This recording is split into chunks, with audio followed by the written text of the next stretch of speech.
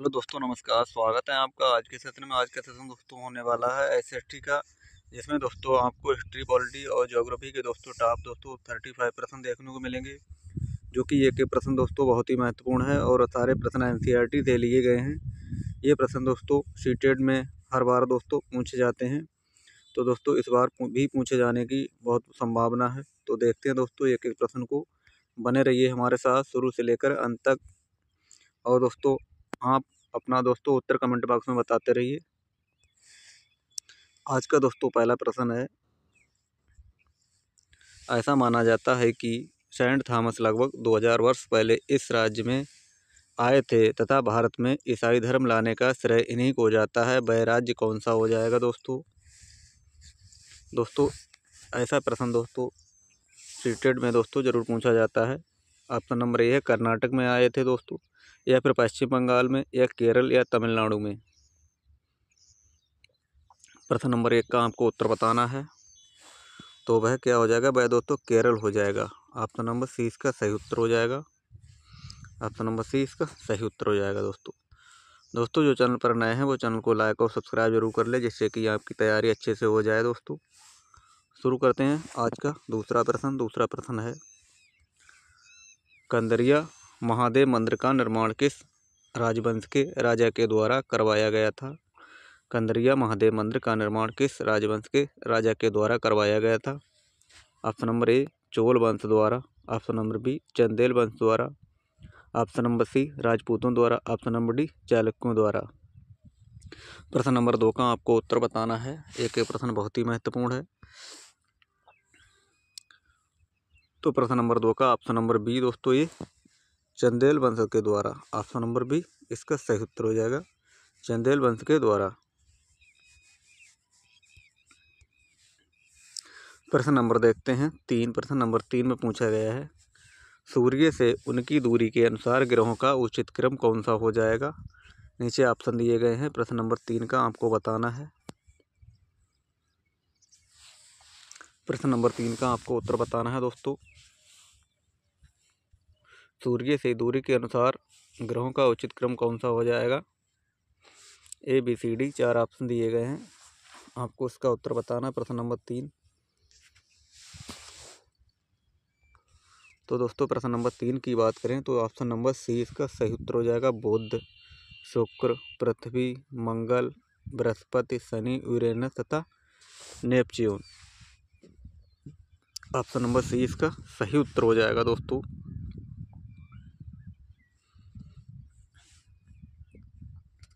देखते हैं प्रश्न नंबर 4। प्रश्न नंबर 4 में पूछा गया है, बेगम रुकैया सखावत हुसैन ने मुस्लिम लड़कियों के लिए विद्यालय शुरू किए। कहाँ किए थे दोस्तों?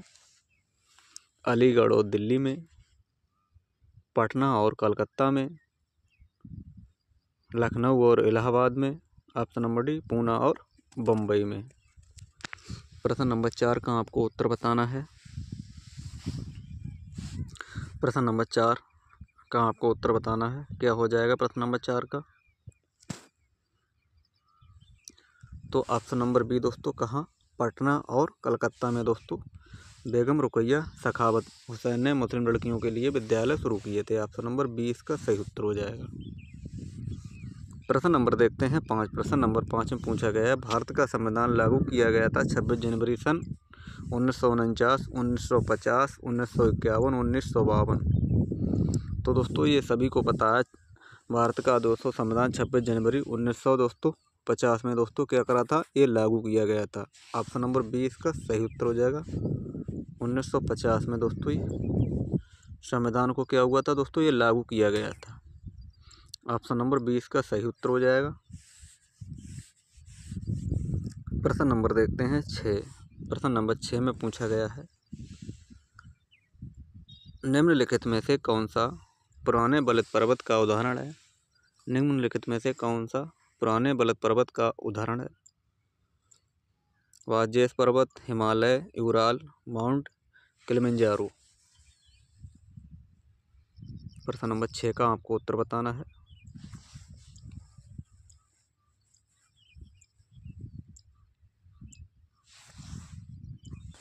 तो प्रश्न नंबर 6 का दोस्तों यूराल पर्वत दोस्तों ये बलित पर्वत का एक उदाहरण है। ऑप्शन नंबर सी इसका सही उत्तर हो जाएगा, ऑप्शन नंबर सी।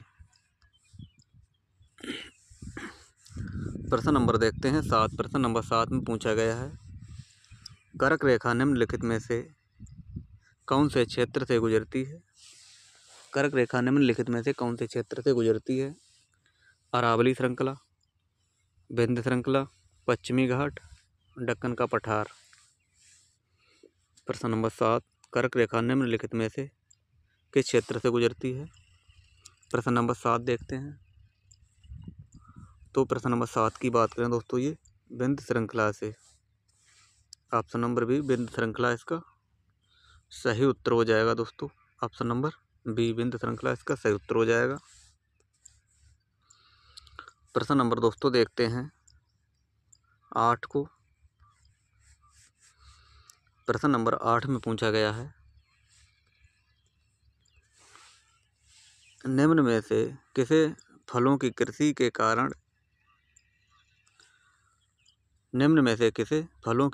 कारण विश्व का फलोद्यान कहा जाता है। उष्णकटिबंधीय घास स्थल, शंकुधारी वन, ऑप्शन नंबर सी भूमध्य सागरीय प्रदेश, ऑप्शन नंबर डी शीतोष्ण सदाबहार वन।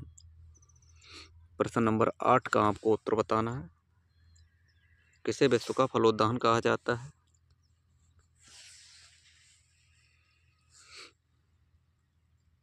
प्रश्न नंबर 8 तो दोस्तों ये भूमध्य सागरीय प्रदेश। दोस्तों भूमध्य सागरीय प्रदेश को दोस्तों विश्व का फलोद्यान कहा जाता है। तो ऑप्शन नंबर सी भूमध्य सागरीय प्रदेश का सही उत्तर हो जाएगा। देखते हैं प्रश्न नंबर दोस्तों 9। प्रश्न नंबर 9 में पूछा गया है ईसा मसीह के 12 धर्म प्रचारक शिष्यों में से किस संत को भारत में ईसाई धर्म लाने का श्रेय जाता है। प्रश्न नंबर 9 का आपको उत्तर बताना है ईसा मसीह के 12 धर्म प्रचारक शिष्यों में से किस संत को भारत में ईसाई धर्म लाने का श्रेय जाता है। Saint Thomas, Saint Peter, Saint Paul, Saint Francis. प्रश्न नंबर 9 है। प्रश्न नंबर 9 का आपको उत्तर बताना दोस्तों क्या हो जाएगा। प्रश्न नंबर 9 दोस्तों भारत में ईसाई धर्म लाने का श्रेय किसको जाता है। तो दोस्तों ये सेंट थॉमस को। Option number A Saint Thomas इसका सही उत्तर हो जाएगा दोस्तों। ऑप्शन नंबर ए इसका सही उत्तर हो जाएगा। प्रश्न नंबर देखते हैं 10। प्रश्न नंबर 10 में पूछा गया है किस सरकार को आमतौर पर प्रतिनिधि के रूप में जाना जाता है।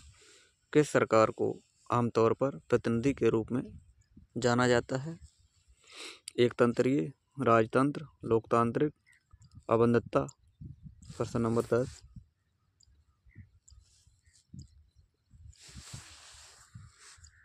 प्रश्न नंबर 10 का आपको उत्तर बताना है। तो प्रश्न नंबर 10 की बात करें दोस्तों तो ऑप्शन नंबर सी लोकतांत्रिक इसका सही उत्तर हो जाएगा। ऑप्शन नंबर सी लोकतांत्रिक इसका सही उत्तर हो जाएगा।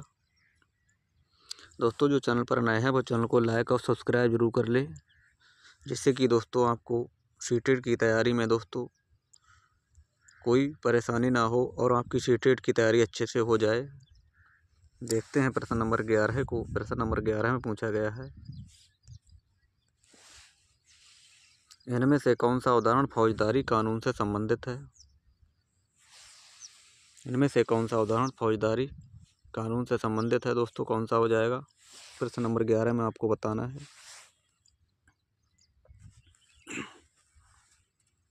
प्रश्न नंबर 11 का आपको बताना तो प्रश्न नंबर 11 का ऑप्शन नंबर डी एक लड़की को घर से बस स्टॉप तक जाते हुए लड़कों का एक समूह तंग करता है। ऑप्शन नंबर डी दोस्तों ये फौजदारी कानून से संबंधित दोस्तों ये हो जाएगा। ऑप्शन नंबर डी इसका सही उत्तर। प्रश्न नंबर देखते हैं 12। निम्न में से कौन सा महासागर बेरिंग जल संधि द्वारा प्रशांत सागर से जुड़ा है।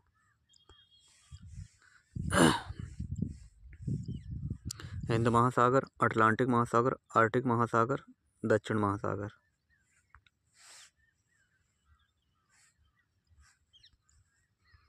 प्रश्न नंबर 12 का आपको उत्तर बताना है। तो दोस्तों ये अटलांटिक महासागर हो जाएगा। ऑप्शन नंबर सी इसका सही उत्तर हो जाएगा, अटलांटिक महासागर दोस्तों। प्रश्न नंबर देखते हैं 13। प्रश्न नंबर 13 में पूछा गया दोस्तों, वर्षा और कोहरा जैसी घटनाएं वायुमंडल की किस परत के अंदर होती हैं? वर्षा और कोहरा जैसी घटनाएं वायुमंडल के किस परत के अंदर होती हैं दोस्तों? क्षोभ मंडल, समताप मंडल, बहिर्मंडल, वह वायुमंडल। प्रश्न नंबर 13 की बात करें, आपको 13 में उत्तर बताना है, क्या हो जाएगा? तो दोस्तों ये क्षोभ मंडल के अंदर होती हैं। ऑप्शन नंबर ए क्षोभ मंडल इसका सही उत्तर हो जाएगा। ऑप्शन नंबर ए क्षोभ मंडल। प्रश्न नंबर देखते हैं 14। प्रश्न नंबर 14 में पूछा गया है, निम्नलिखित में से कौन सा कृषि आधारित उद्योग नहीं है? निम्नलिखित में से कौन सा कृषि आधारित उद्योग नहीं है? वनस्पति तेल उद्योग, सूती वस्त्र उद्योग, मत्स्य तेल निर्माण उद्योग, चर्म उद्योग। दोस्तों कृषि आधारित उद्योग नहीं है प्रश्न नंबर 14 में। ABCD 4 ऑप्शन दिए गए हैं, आपको बताना है प्रश्न नंबर 14। तो दोस्तों ये मत्स्य तेल निर्माण उद्योग, ऑप्शन नंबर सी इसका सही उत्तर हो जाएगा। प्रश्न नंबर देखते हैं 15। प्रश्न नंबर 15 में पूछा गया है, निम्नलिखित में से कौन सा ऊर्जा का परंपरागत स्रोत है? निम्नलिखित में से कौन सा ऊर्जा का परंपरागत स्रोत है? ऑप्शन नंबर ए परमाणु ऊर्जा, ऑप्शन नंबर बी ज्वारीय ऊर्जा, ऑप्शन नंबर सी जल विद्युत, ऑप्शन नंबर डी बायोगैस। प्रश्न नंबर 15 का आपको उत्तर बताना है।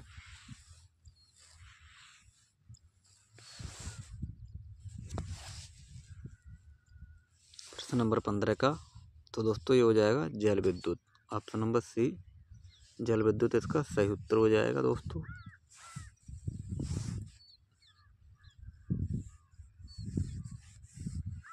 प्रश्न नंबर देखते हैं 16। प्रश्न नंबर 16 में पूछा गया है, पेट्रोलियम और प्राकृतिक गैस जो धरातल के बहुत नीचे पाए जाते हैं का निष्कर्षण जिस विधि से होता है वह है दोस्तों कौन सी विधि हो जाएगी? विवृत खनन, प्रवेदन, आखनन या फिर कूप खनन। प्रश्न नंबर 16 का आपको उत्तर बताना। ABC में दोस्तों ये ऑप्शन छिपा हुआ है। तो प्रश्न नंबर 16 का आपको उत्तर बताना है, क्या हो जाएगा? तो दोस्तों वह प्रवेदन विधि हो जाएगी। ऑप्शन नंबर बी प्रवेदन विधि इसका सही उत्तर हो जाएगा। प्रश्न नंबर देखते हैं 17। प्रश्न नंबर 17 में पूछा गया है, अतीत में बनी और प्रयोग में लाई गई वस्तुओं का अध्ययन करने वाला व्यक्ति कहलाता है दोस्तों, क्या कहलाता है? जीवाश्म विज्ञानी, संग्रहालय विज्ञानी, इतिहासकार, पुरातत्वविद। प्रश्न नंबर 17 का आपको उत्तर बताना है। प्रश्न नंबर 17 में क्या हो जाएगा? प्रश्न नंबर 17 का ऑप्शन नंबर डी पुरातत्वविद इसका सही उत्तर हो जाएगा। ऑप्शन नंबर डी इसका सही उत्तर हो जाएगा।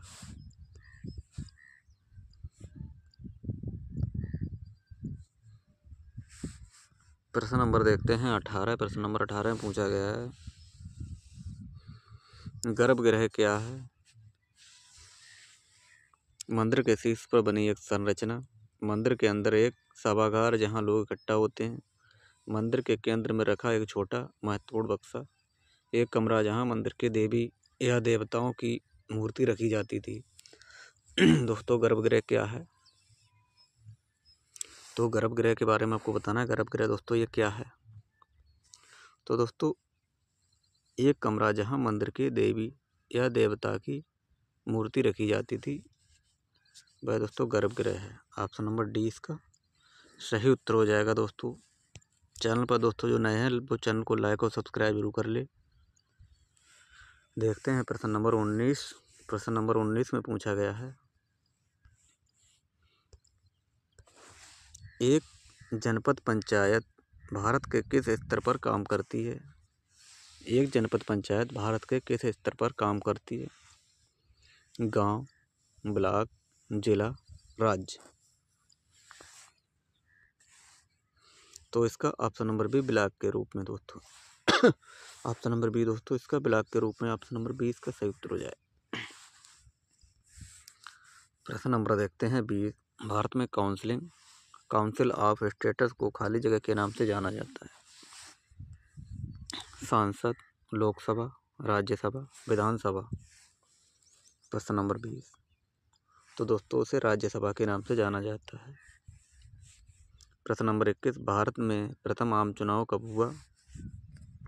प्रथम आम चुनाव दोस्तों कब हुआ? 1947 से 48, 50 से 51, 51 से 52, 52 से 53।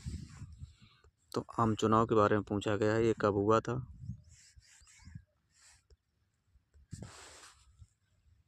तो दोस्तों ये कब हुआ था? 51-52 में हुआ था। ऑप्शन नंबर सी इसका सही उत्तर हो जाएगा। प्रश्न नंबर देखते हैं 22। सामाजिक विज्ञान के शिक्षक के समक्ष अति महत्वपूर्ण चुनौती होती है दोस्तों क्या? कक्षा में अनुशासन बनाए रखने की, अंतः विषयोपागम को प्रयोग करने की, छात्रों को उनके गृह कार्य में सहयोग करने की, छात्रों को परीक्षाओं के लिए तैयार करने की। प्रश्न नंबर 22। तो प्रश्न नंबर 22 की बात करें दोस्तों तो इसका ऑप्शन नंबर बी अंतः विषयोपागम को प्रयोग करने की ऑप्शन नंबर 20 का सही उत्तर हो जाएगा। प्रश्न नंबर 23। सामाजिक विज्ञान के शिक्षण में सीखने के अधिक प्रभावी अवसर प्रदान कर सकते हैं? प्रश्न नंबर 23 में आपको बताना है। तो दोस्तों किसको? वास्तविक जीवन की परिस्थितियों पर आधारित शिक्षण करके। ऑप्शन नंबर डी इसका सही उत्तर हो जाएगा। प्रश्न नंबर 24। हड़प्पा निवासी संबंध रखते थे किससे? कांस्य युग से, ताम्र युग से, पीतल युग से, लौह युग से। प्रश्न नंबर 24। हड़प्पा निवासी संबंध रखते थे किससे? कांस्य युग से। ऑप्शन नंबर ए इसका सही उत्तर हो जाएगा, कांस्य युग। प्रश्न नंबर देखते हैं 25। निम्नलिखित में से कौन सा कथन उल्कापिंड के बारे में सही है? उल्कापिंड के बारे में कौन सा कथन सही हो जाएगा?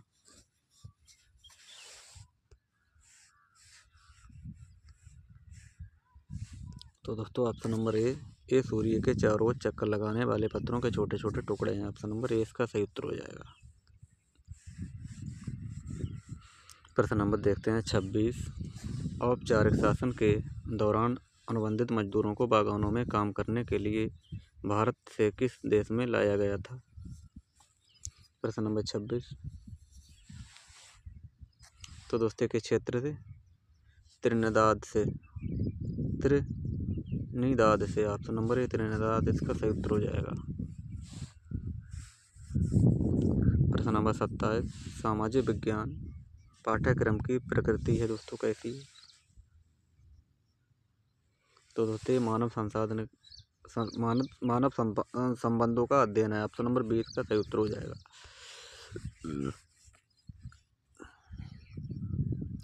प्रश्न नंबर 28। परियोजना विधि का पहला चरण क्या है?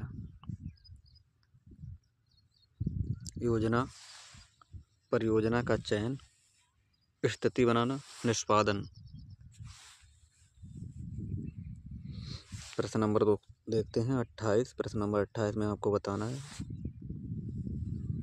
तो ऑप्शन नंबर सी स्थिति बनाना इसका सही उत्तर हो जाएगा। प्रश्न नंबर 29 में पूछा गया है, आप भारतीय उपमहाद्वीप के प्रथम साम्राज्य पर परियोजना करने के लिए छात्रों को किस साम्राज्य के विषय में जानकारी एकत्रित करने के लिए कहेंगे? प्रश्न नंबर 29।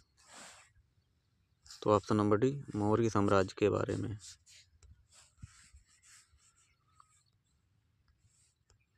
प्रश्न नंबर 30। झारखंड के एक कारीगर बच्चू माझी दिल्ली में काम करने की तलाश में आया, वह संविधान प्रदत्त किस अधिकार को प्रयोग कर रहा है? प्रश्न नंबर 30। तो दोस्तों वह स्वतंत्रता का अधिकार, ऑप्शन नंबर ए इसका सही उत्तर हो जाएगा। प्रश्न नंबर देखते हैं 31। मीडिया के संदर्भ में मसौदा तैयार करने से क्या अभिप्राय है? प्रश्न नंबर 31 का ऑप्शन नंबर सी इसका सही उत्तर हो जाएगा दोस्तों। प्रश्न नंबर देखते हैं 32। एक फील्ड ट्रिप के सफल होने के लिए 3 चरणों में सावधानी पूर्वक आयोजन करने की आवश्यकता होती है। तो ये योजना, निष्पादन और अनुवर्ती कार्रवाई। प्रश्न नंबर 32। प्रजातंत्र पर पाठ योजना बनाते समय किस संप्रदाय पर सबसे पहले प्रचार करेंगे? प्रश्न नंबर 33। तो 33 का ऑप्शन नंबर ए इसका सही उत्तर हो जाएगा। प्रश्न नंबर 34। निम्न में से कक्षा गतिविधियों में पाठ्य पुस्तक के प्रयोग का सबसे अधिक वांछित तरीका कौन सा है? तो 34 का ऑप्शन नंबर 20 का सही उत्तर, छात्रों को पाठ्य पुस्तक में दिए गए प्रश्नों के अभ्यास हल करने के लिए कहना। आज का दोस्तों अंतिम प्रश्न है, आलोचनात्मक और रचनात्मक चिंतन का उदाहरण कौन सा हो जाएगा? तो दोस्तों ये जटिल कौशल, ऑप्शन नंबर 20 का सही उत्तर हो जाएगा, जटिल कौशल। दोस्तों ये रहे आज के टॉप दोस्तों 35 प्रश्न जो दोस्तों NCERT से लिए गए थे। और आपने दोस्तों इन 35 प्रश्नों में से कितने प्रश्न सही किए हैं, इसका उत्तर आपको कमेंट बॉक्स में बताना है दोस्तों। साथ में ये भी बताएं दोस्तों आपको ये सेशन कैसा लगा है। अगर दोस्तों सेशन अच्छा लगा है तो चैनल को लाइक और सब्सक्राइब जरूर कर दें। मिलते हैं दोस्तों कल, तब तक के लिए दोस्तों धन्यवाद।